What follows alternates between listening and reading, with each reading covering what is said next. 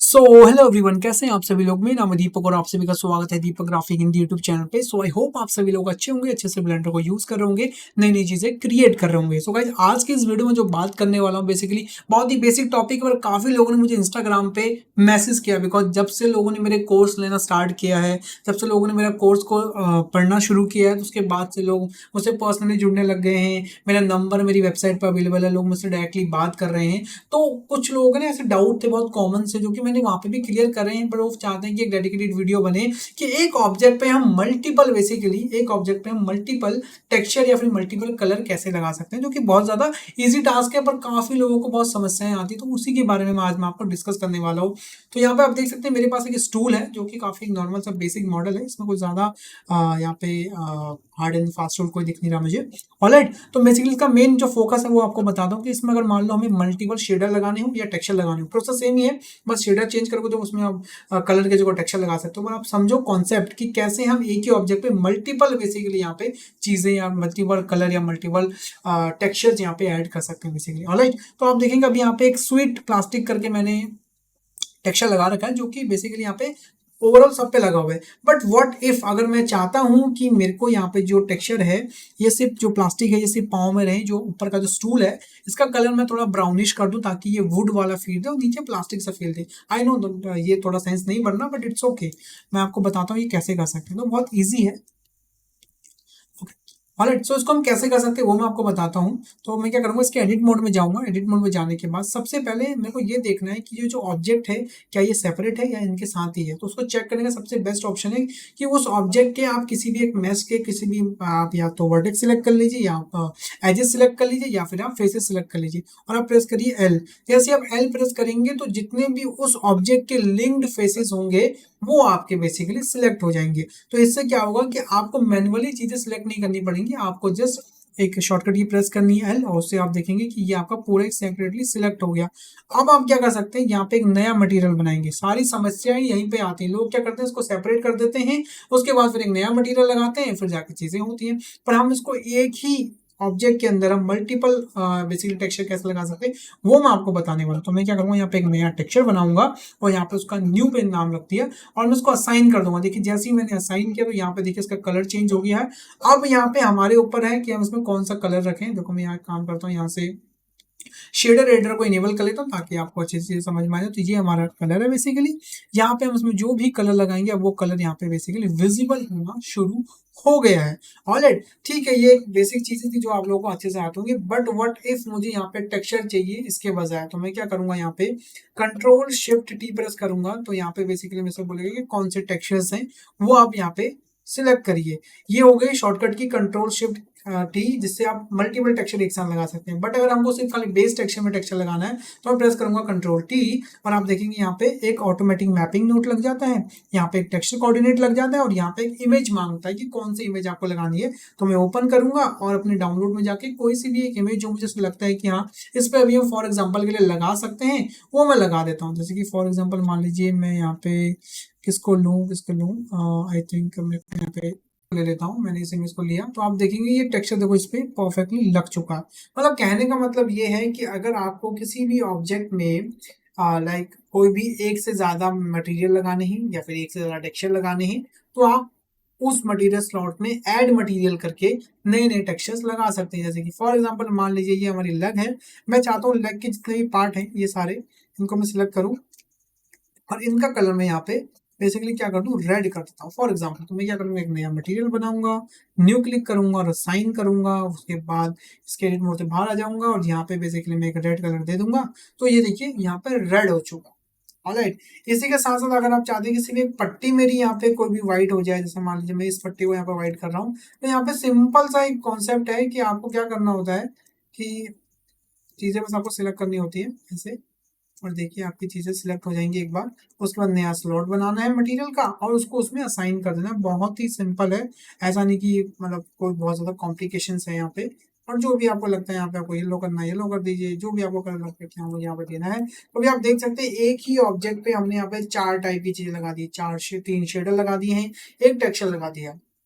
Alright. दूसरी चीज, इसकी कोई ऐसा लिमिट नहीं है, आप एक ऑब्जेक्ट में मल्टीपल 1000 2000 जितने टेक्स्ट लगाना चाहते हैं लगा लीजिए, बट अब आपके ऊपर, आप उसे हैंडल कैसे करेंगे वो एक बात की बात है। बट हाँ, इसमें बहुत इजी है यहाँ पे चीज़ों को मतलब इस तरीके से ऐड करना या इस तरीके से बेसिकली शेडर्स को लगाना बहुत ज़्यादा ईजी है। ऑलराइट। इसी के साथ साथ मैं आपको कुछ चीज़ें और बता देता हूँ, जैसे कि मान लीजिए आपने कोई किसी में टेक्सचर लगाया है और यहाँ पर भी आपको एक डिफरेंट चीज़ चाहिए, तो मैं इसके एडिट मोड में जाऊँगा, यहाँ पे सिलेक्ट करूँगा इस रिंग को और एक न्यू टेक्सचर करके असाइन करूंगा। तो अभी आप देखेंगे कि अब यहाँ पे भी ना कोई सा भी कलर अपने अकॉर्डिंग डिजायरेबल कलर यहाँ पे आप सेट कर सकते हैं। देखिए कितना परफेक्ट यहाँ पे ये चीजें लग रही है।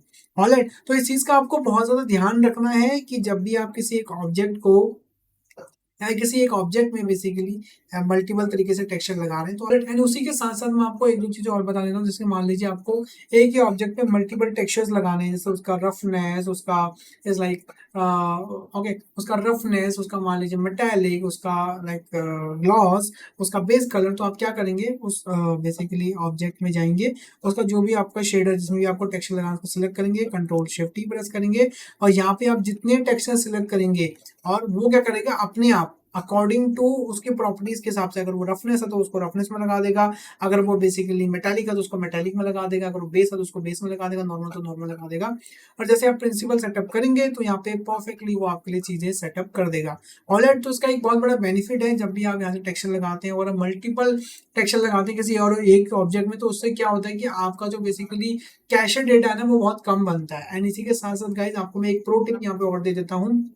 मान लीजिए आपके पास एक फाइल है जिसमें बहुत सारे टेक्सचर आपने लगाए, आपने एक्सपेरिमेंट करे थे, आपने ट्राई किया था, ट्राई करने के बाद फिर से चीजें आपको लगा नहीं ये टेक्सचर नहीं अच्छा लगा, वो टेक्सचर अच्छा नहीं लगा, और आपने क्या करा उस टेक्सचर को मटेरियल स्लॉट से हटा दिया, पर आपका जो टेक्सचर है बेसिकली वो स्टिल अभी भी ब्लेंडर के अंदर है। और होता क्या, अगर मान लीजिए आप गलती से भी उस फाइल को यहाँ से पैक कर देंगे तो होता क्या है कि अननेसेसरी आपकी जो ब्लेंडर फाइल है वो हैवी हो जाती है। फिर आप बोलते हो मेरी फाइल बहुत हैवी होगी, जो कि इसमें एक ही ऑब्जेक्ट है उसके बाद भी इतनी सारी एमबी क्यों दिखा रहा है। इसका रीजन बस यही होता है गाइस कि अगर हम मान लीजिए आपने 100 टेक्सचर ट्राई करिए और 100 टेक्सचर अगर आप ब्लेंडर में ले आए, तो वो ब्लेंडर उसको तब तक नहीं हटाएगा जब तक या तो आप उसकी वहां से लोकेशन ना चेंज कर दे, या फिर वो तब तक नहीं हटाएगा जब तक आप उसको मैनुअली जाके क्लियर ना कर दे। और एक चीज और गाइस याद रखना, इसमें एक बहुत अच्छा ऑप्शन है कि आप किसी भी मैश को या किसी भी लाइक टेक्सचर को या किसी भी ऑब्जेक्ट को ब्लेंडर से क्लियर कर सकते हैं अगर वो किसी भी मटेरियल स्लॉट में नहीं लगा हुआ है या फिर वो यूज नहीं हो रहा किसी भी ऑब्जेक्ट में,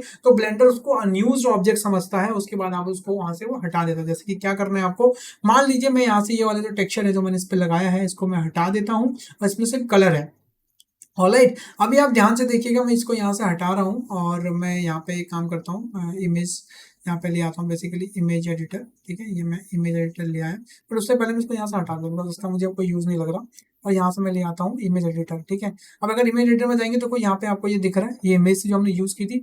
अब देखो ये किसी भी स्लॉट के साथ शेयर नहीं है, स्लॉट मतलब किसी भी मटेरियल के साथ लिंक नहीं है, जुड़ी नहीं है, तो ब्लेंडर को लग रहा है कि ये हमारा अनयूज्ड डेटा है, तो ब्लेंडर क्या करता है इसको हटा देगा। कैसे हटाएगा, आप जाएंगे यहाँ पे फाइल, यहाँ पे आएगा क्लीन अप, यहाँ पे लिखा रहा है अनयूज्ड डेटा ब्लॉक। जैसे आप इस पर क्लिक करेंगे और ये पूछेगा कि भैया 10 अनयूज्ड डेटा ब्लॉक्स हैं जो बिल्कुल यूज नहीं हो रहे हैं, उसके बाद 7 इमेजेस हैं और एक मैश है और एक लाइट है और एक कैमरा है, तो कहीं यूज नहीं हो रहा, क्या मैं इसको हटा दूं। हाँ, हमने बोला जी इसको हटा दो, और जैसे ही हम इसको क्लिक करेंगे तो यह करेगा 10 अनयूज्ड डेटा ब्लॉक्स डिलीट कर दिए। ठीक है, अब आते हैं जी इस पे, ये इमेज क्यों नहीं गई यहाँ से बेसिकली, तो क्या करेगा दोबारा जाए क्लीन अप पे, यहाँ पे आता है इस वाले ऑप्शन क्लिक करेंगे।